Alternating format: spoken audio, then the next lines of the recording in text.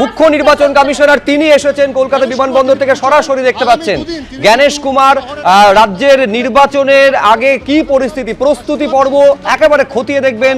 নির্বাচন কমিশনার, মুখ্য নির্বাচন কমিশনার জ্ঞানেশ কুমার কলকাতা বিমানবন্দর থেকে বেরোচ্ছেন সরাসরি। জ্ঞানেশ কুমার যাকে কিন্তু ভাইপো যাকে ধমকি দিচ্ছিল যে জ্ঞানেশ কুমার, ভারতের সংবিধানটা থাকবে, মোদি থাকবে না, ভারতের সংবিধানটা থাকবে, অমিত শাহ থাকবে না, ভারতের সংবিধানটা থাকবে। যেইখানে আপনি পালিয়ে যাবেন, মাটির তলাতে ঢুকে পড়লেও আপনাকে টেনে হিঁচড়ে বার করে নিয়ে আসবো, জনতার কাছে জবাব দিতে হবে, এই রকম ধরনের প্রশ্ন করছিল এবং ধমকিও দিচ্ছিল এই গণেশ কুমারকে।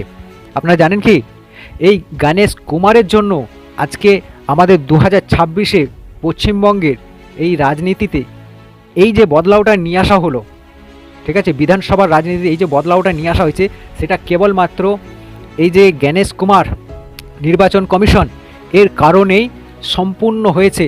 না হলে তৃণমূলের লোকেরা, তৃণমূলের গুন্ডা বাহিনীরা আজকে তজনজ করে দিত। আপনারা নিশ্চয়ই নিউজে দেখেছেন ইভি মেশিনকে কীরকম সেলোটেপ দিয়ে বিজেপির বটনকে বন্ধ করে দেওয়া হয়েছে, যাতে না বিজেপি কেউ ভোট দিতে পারে। পাড়ায় গিয়ে গিয়ে মস্তান গুন্ডা দাদারা মানুষদেরকে চমকে এসছে, ভয় দেখিয়ে এসছে, মেরে এসছে, তাদের ভোটার কার্ড নিয়ে নেওয়া হয়েছে এবং ধমকিও দেওয়া হয়েছে, তোরা যদি বিজেপিকে ভোট দিস মারবো, মেরে ফেলবো, ঘর দুয়ার জ্বালিয়ে দেবো। এই রকম ধরনের ভয়ঙ্কর পরিস্থিতি বানিয়ে এসছে প্রত্যেকটা গরিব পাড়াতে গিয়ে গিয়ে। তাহলে চিন্তা করুন, এই জ্ঞানেশ কুমারের জন্য আজকে আমাদের কেন্দ্র সরকার বাহিনীরা থাকার পর আজকে এই রকম ধরনের একটা খুবই সম্পূর্ণ নির্মূল ভোট হলো এই 2026-এ।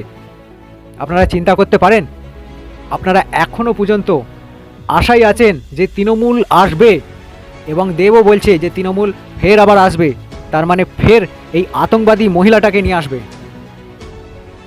আপনাদের সঙ্গে হওয়া অন্যায়গুলো জন্যে দায়ী আপনারা নিজেরা নন, এই গুন্ডা বাহিনী তৃণমূলের লোকের জন্য আপনারা দায়ী। আপনারা দায়ী নন, এরা দায়ী, আপনাদেরকে করানো হয়েছে এরকম ধরনের। এইবার আমি আরেকটা কথা আপনাদেরকে বলি, যেই ব্যক্তিগুলো আমাকে মেসেজ করেছিল ধমকি দিয়েছিল আমাকে, তাদের মেসেজগুলো আমি আপনাদেরকে দেখাচ্ছি। আপনারা খালি মেসেজগুলো দেখুন।